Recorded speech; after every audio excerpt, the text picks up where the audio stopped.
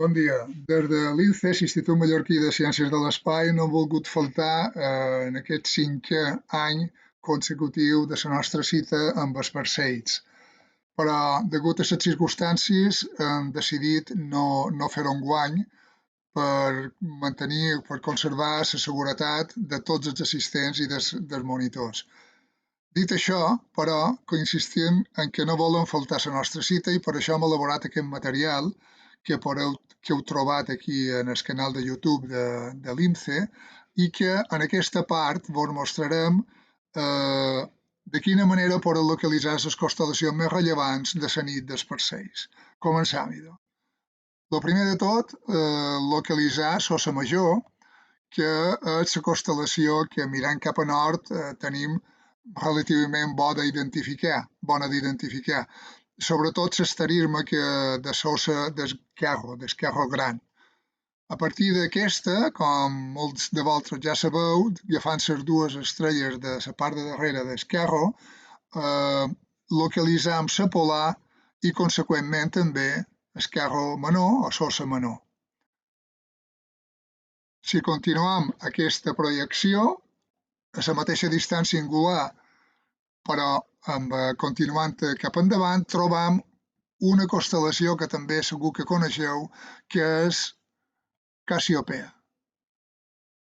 Traçant una línia que la travessa longitudinalment, mos du cap a un lloc que mos situa perfectament quin és el radiant, on se localitza el radiant dels Perseids. I si tenim el radiant dels Perseids és perquè la constel·lació de Perseu està just aquí i la trobam d'aquesta manera. A continuació, si prolongam aquestes línies que anaven des de Sosa Major fins a la Polar i després cap a Cassiopea, arribam a una altra constel·lació que és Pegàs, amb el quadrat de Pegàs, que és l'asterisme que el caracteritza. També podem localitzar Perseu prolongant la diagonal de la base d'Esquerro de Sosa Major. Mos du directament cap a un estel alfa de Perseu, que és Mirfak. I a partir d'aquí ja localitzaríem Perseu i també, just a devora, en el cap, trobaríem el radiant. Prolongant la cua de Sosa Menor, arribam a un estel molt brillant, que és, en aquest cas, Capella. I juntament amb ella n'hi ha dos més estels que ens ajuden a localitzar tres constel·lacions que també seran possibles d'observar, sobretot més cap a matinada, que són la constel·lació d'Orió, Aldebaran, que ens diu on està la constel·lació de Taure, i Capella, que ens diu on hi ha la constel·lació d'Escotxer. Abans hem passat per les Plèiades, que és aquest asterisme, aquest grupet d'estels petits que forma la constel·lació de Taure i que en cultura popular s'anomena les Cabrelles. Mirant cap a l'esquerra, és a dir, estaríem mirant cap a l'oest, trobaríem tres estels brillants que són Deneb, Vega i Altair, que formen part del que anomenem triangle d'estiu.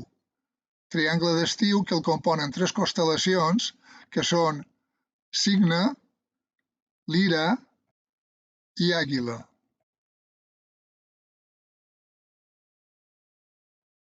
Si anem més cap en el sud, sobretot la primera part de l'observació, al voltant de les 11, trobam Antares, que és Alfa, l'estel més brillant de la constel·lació d'Escorpí.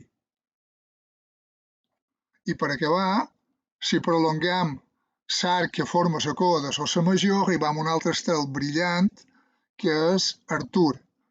Artur, o Arcturus, que és el guardià de les osses de Sosa Major i de Sosa Menor, que té una història mitològica que un altre dia ja vos contarem.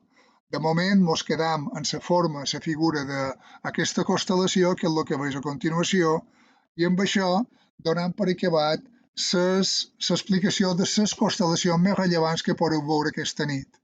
Que vos ho passeu molt bé i tingueu bones nits.